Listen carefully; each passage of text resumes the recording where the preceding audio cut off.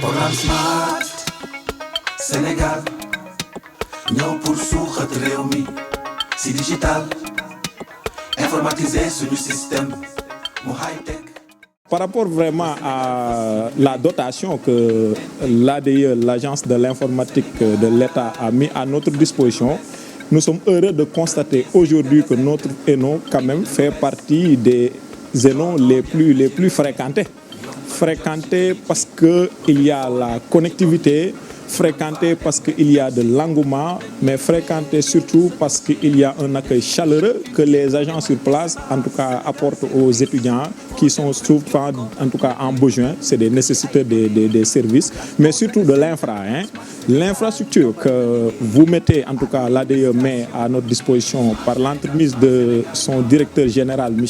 Cheikh Bahoum, c'est tellement important parce que l'étudiant à l'UVS, il n'a pas forcément les prérequis. Nous savons tous que dans les curricula ou projets pédagogiques, les programmes scolaires, il n'existe pas l'informatique pour certaines séries, notamment de l'enseignement général. Si vous allez dans l'enseignement technique, les séries G, T ou F ou STEG nouvellement, les gens ils font l'informatique à la base, donc seconde jusqu'en terminale, et même au bac, ils composent en informatique.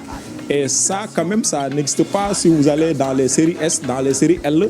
Et c'est la majeure partie de ces bacheliers-là que nous recevons à l'Université virtuelle du Sénégal. Donc si on n'avait pas cette dotation, ça va être problématique dans la mesure où quelquefois on constate des lenteurs, il faut l'avouer, dans la distribution des outils de travail des étudiants. Et comme le dispositif il est là permanemment, il permet aux étudiants nouvellement orientés d'être capacités en soft skills, ce qu'on appelle des compétences transversales, pour qu'ils sachent se positionner avant donc, de disposer d'ordinateurs personnels et connaître les rouages de l'enseignement en ligne. La connexion Internet est gratuite de l'ensemble des enseignants et des étudiants. Donc, en tout cas, dans tous nos sites où l'ADE s'est déployée. Okay? Maintenant, en dehors de cela, il y a aussi tous les équipements, donc l'aspect infra, donc serveurs, notamment donc la salle des clients légers, donc qu'on appelle communément les VDI, donc qui a été installée. Aussi, il y a la salle multimédia aussi, où l'équipement aussi a été fourni par l'ADE dans le cadre du projet Smart Education. En plus, maintenant en termes d'impact, ça c'est donc on le ressent parce que maintenant, même s'il y a des problèmes au niveau de la liaison, parce que peut-être qu'au niveau de la fibre optique, il y a eu des coupures, les étudiants nous appellent.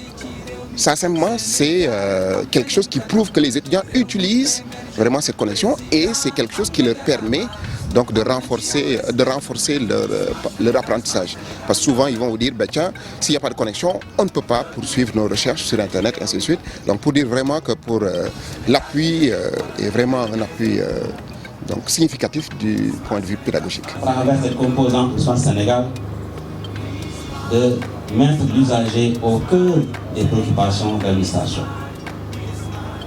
Car les derniers recensements issus de l'enquête de l'ANSD ont révélé que 45% des Sénégalais habitent à plus de 10 km de la juridiction la plus proche. Et 35% jugent que les procédures sont trop lentes. En mettant en place cet espace de Sénégal, vous êtes en train de corriger. Vous êtes en train de mettre en œuvre la politique de l'État à travers le plan Sénégal émergent, le seul référentiel de politique économique et sociale du pays.